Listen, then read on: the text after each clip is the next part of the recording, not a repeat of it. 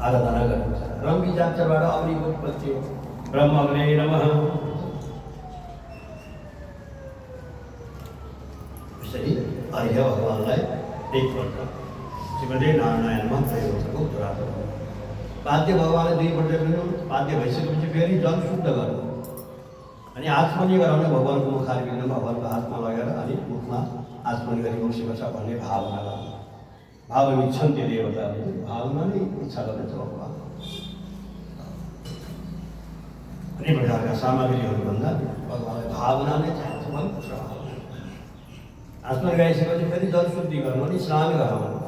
दुध दही घिउ मही सबै मात्र बनाउनु। त्यसपछि बिहान दरिक्रावलो दही घृतम मिमिक्षे घिउ मधुपात हाले मधु हुन्छ नि। म त ठुलो औषध भगवानलाई चाहिन्छ। भगवानलाई मन परेको टमाटर नखानु।